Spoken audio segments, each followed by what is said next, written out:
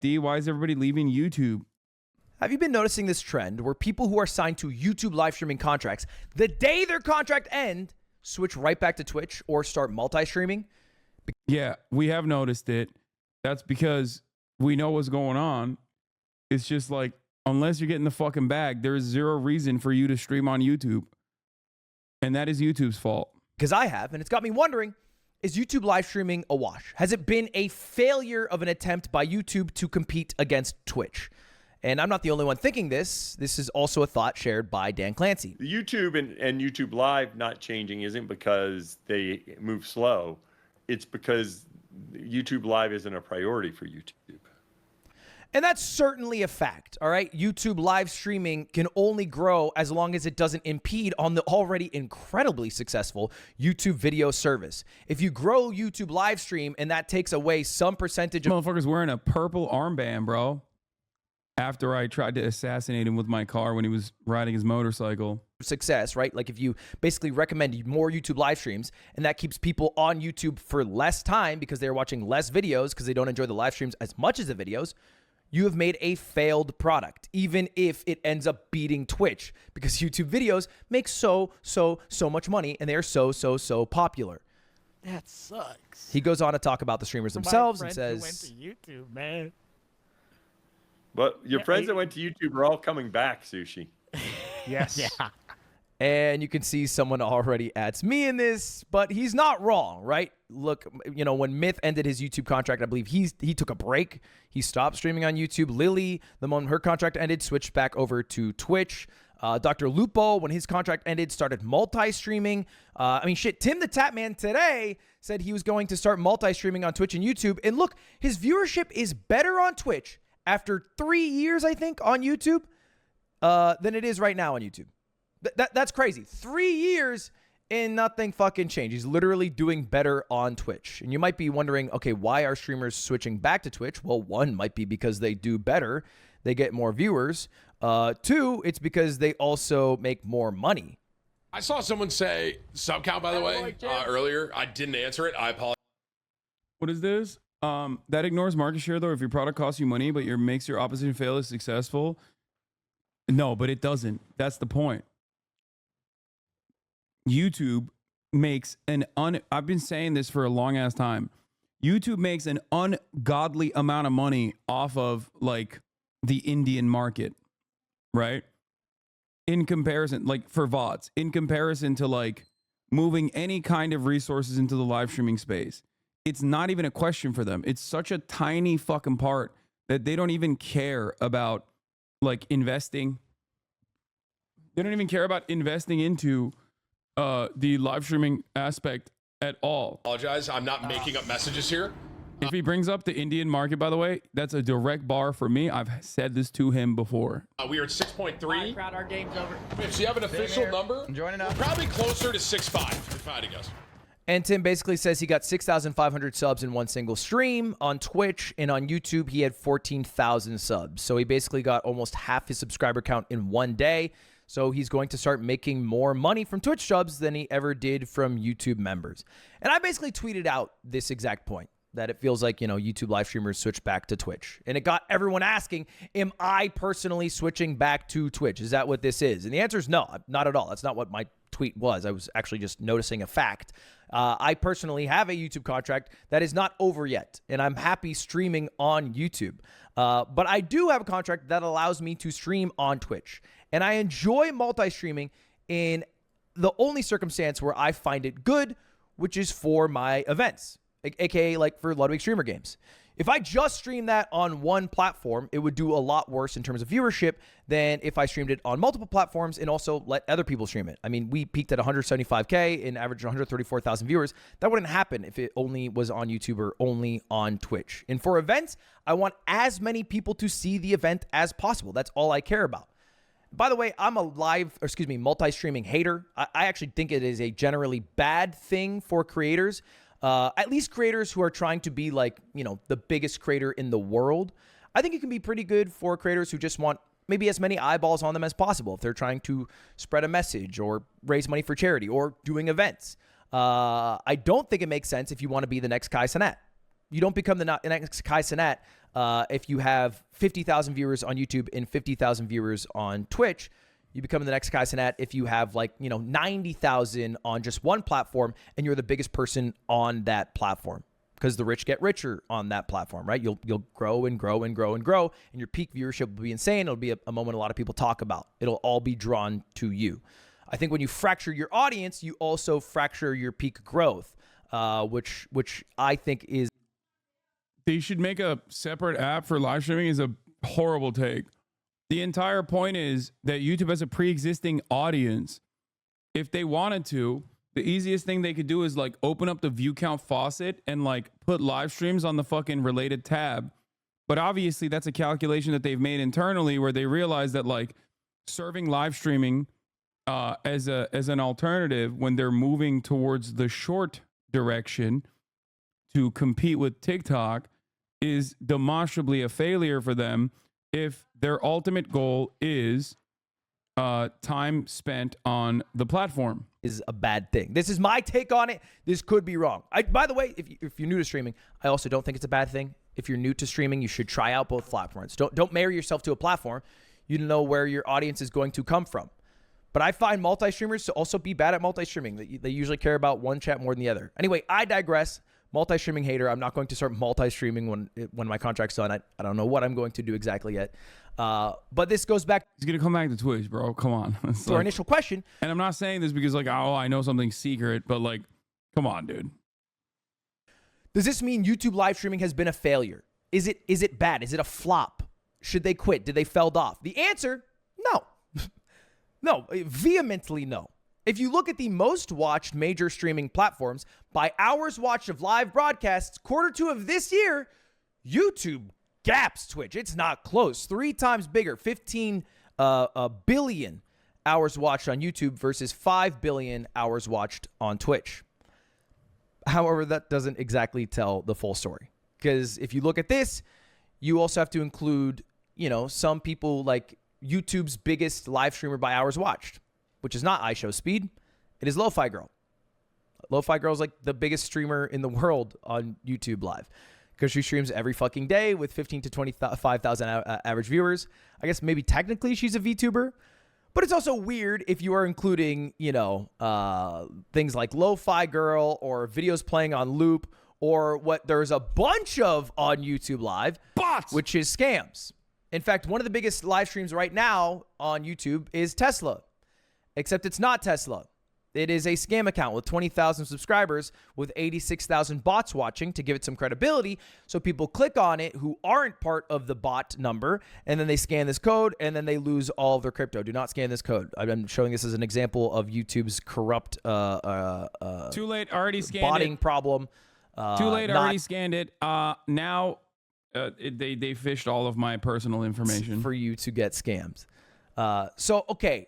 What if we just track actual YouTube gaming streamers, right? Like actual streamers, actual people who are streaming video games. Well, then the contest becomes a lot more fair. And there's still a lot of huge streamers. I mean, look, Steak right now is live with 41,000 viewers. That is massive. That is a huge stream. He's absolutely killing it, right? I don't have to tell you guys about iShowSpeed. Arguably one of the, if not the biggest streamer in the world. Maybe second to Kai. I don't know. Top 2 for sure. And if you look at that, well, that's what Stream Hatchet does. It becomes a lot more fair. All right. You can see that Twitch is still the big dog with 5 billion hours watched. This is still Q2 of 2024. And YouTube is at 2 billion. However, that is still an increase for YouTube over Twitch. They're gaining market share over Twitch. And again, this is just YouTube gaming. This is not any of the political stuff or the 24/7 channels or the videos that are playing on loop and acting as live streams. This is just gaming streamers, and it is growing fast. All right. This is a bit of trouble. Twitch is on the down in a year where live streaming is back, baby. It peaked in COVID. All right. We had 9.8 billion hours watched Q2 of COVID. This is 2021. It went down, and now we are coming back. In the next couple years, live streaming will likely be bigger than it was during COVID. And YouTube is part of the reason why it is growing, along a bunch of other sites. Not so much Twitch. Twitch is not really growing. which maybe isn't what you think of because culturally everyone leaves YouTube or all these other sites like Kick to go to Twitch. So where are these viewers coming from? Not America. So if I were to rephrase the question, is YouTube live streaming a failure? In America, in English-speaking countries, kind of. Yeah, maybe a little bit. They're not doing as well as people thought they would. Across the world, fuck no. They're doing amazing. They are crushing. And you know this is true if you watch VTubers. VTubers crush on YouTube, man. Hololive, they fucking run that shit, bro. They run YouTube live streaming. That is a big section of it. In fact, all of Asia seems to prefer YouTube for a live streaming platform, and it makes sense. All right, one of the countries that did accept Twitch and did become huge in terms of like including Twitch into their culture was South Korea. And then Twitch abandoned South Korea. So, you know, not a lot of money being put into Asia for Twitch or by Twitch. But YouTube, they crushed there, right? So Vietnam is one of the biggest countries for. There's also the other side of this where like live streaming as a culture is massive in a lot of Asian countries and a lot of Asian markets that neither YouTube nor Twitch can ever enter, like China, for example. Like China, by numbers, is one of the biggest live streaming countries, right? But they have their own websites, and there is just no way that you could ever outcompete. Like the largest live streamer on the planet is actually in China, right? The largest live streamer on the planet is not even like playing video games or doing commentary or anything. He's selling lipstick. For YouTube live streaming, Indonesia is one of the biggest countries. Japan, of course, with all the VTubers, and now South Korea is becoming incredibly popular because Twitch has abandoned them there. And when you think of the biggest live streamers in the world, if you're so America-centric, you might think it's one of these four, right? Maybe. Why would you send me this Metro Game Central article that says from January 10th, 2024, Kick founder predicts they will buy Twitch after huge layoffs? Yeah, okay, dude. Maybe LCS right now, maybe you know, Asmin or XQC. But right now, I think the biggest streamer in terms of average viewers right now is Mixi Gaming, who is a Vietnamese streamer who streams on Nemo TV. He has 130,000 viewers. He has more than the three streamers I just mentioned combined. So when you leave the American or English-speaking sphere, you understand where YouTube live streaming is thriving. And I know that wasn't a YouTube live streaming example, but I think it shows my point that not everything is actually happening on Twitch. And YouTube live streaming isn't as bad as people make it out to be. All right. I know it is vastly preferred by lurkers. People who never type in chat, which is most people who watch live streams, love YouTube Live because the player is way better. And because they don't interact with chat, they don't care that the chat experience is worse. They're able to pick up where they left off in the VOD, rewind easily to catch up to a moment, and it works just like YouTube, which everybody watches. Chatters vastly prefer Twitch because the Twitch chatting experience is way better, right? There's a culture there. Yeah. And because chatting is better, streamers also tend to prefer Twitch. Again, this is just in English-speaking countries. No, the real reason why streamers tend to prefer Twitch over YouTube is because they can monetize better on here. That's it. Streamers tend to prefer Twitch. Beyond the fact that there is like much better chat culture, much better culture in general, directory, but the major reason is monetization. Because they like when chat is happy because that makes their lives better because all they do is read chat. Another big buff YouTube live streaming has, though, is peak viewership. Big moments, big cultural moments, things that you had to be there for, things that you want to fucking talk about the next day, oftentimes happen on YouTube. All right, because there's an algorithm there. Once you start to gain viewership, it gets recommended to a shit ton of people. And if you look at the channels with the highest peak viewers, it is not eBuy at number one. It is OnePlus India during the Indian elections last year, peaking at almost 10 million viewers. Kaze TV peaked at 6 million a couple of years ago on YouTube, right? Apple, when they announced their new products, 3.6 million. Law and Crime, I think this might have been the Johnny Depp trial with 3.5 million. Sidemen with a charity match, 2.6 million. In fact, most peak viewership all time in live streaming space comes from YouTube, not from Twitch, man. All right, because Twitch isn't good at getting a huge amount of people to watch one live stream at one moment. They're good at getting people a high average viewership for a long period of time, which honestly isn't a bad thing. I'm disappointed at how you're ignoring what I'm saying about the creators of Wukong. Bro, I don't care. I literally don't care. This is from fucking November 20th. Why are you disappointed? Yeah, dude, they're fucking sexist. Like, yeah, I got it. Okay, they're sexist. The fuck do you want me to do? They also flipped off a photo of Mao as well. Pisses me off as well. But what are you gonna do? You know, they made a good ass game. It works for most people who do more chill streams. But if you are a streamer who does like big events, 2-hour stream, there's nothing funnier than being like, I can't believe these Chinese devs that previously only made fucking mobile games made their first absolute fucking banger and they're sexist. Have you met Western developers, dude? What are we talking about? Like, what the fuck? Yeah, Notch, responsible for making Minecraft, is a straight up Nazi. That a lot of hype shit happens. People like I Show Speed who go to a country and you're going to watch because some crazy shit's about to go down. YouTube is a perfect place to be. In fact, just last week, Minato Aqua, who is a VTuber, had an insane amount of viewership. You might think the biggest live streaming of the past week was Kai and Speed doing their Minecraft run. I think they peaked at like 700,000 viewers combined. Aqua with her graduation stream from HoloLive peaked at 735,000. All right, and that happened on YouTube. I do not think that would have happened on Twitch. I do not think she would have had as many viewers peak if that had happened. This does not mean that YouTube live streaming is better than Twitch by any means, but there are pros for it, okay? There are pros for it. There are also cons. Yeah, it's like getting mad at someone going to an NBA game. Like, yeah, unless you're fucking Kyrie Martin Luther King Irving, okay, you're not going to throw the NBA finals because your owner of your team is a fucking is a massive Zionist, Miriam Adelson, you know? Like, not everybody cares about this sort of stuff. I myself don't either. There are some big cons, actually. One of them being the fact that you cannot stream longer than 12 hours. It is pretty apparent that we are in a marathon meta, all right? People stream for very long periods of time because you build a bunch of viewers in a category. More people end up watching you. You get more peak viewers overall. And it's something that I've been doing for a long time, but it doesn't work as well on YouTube.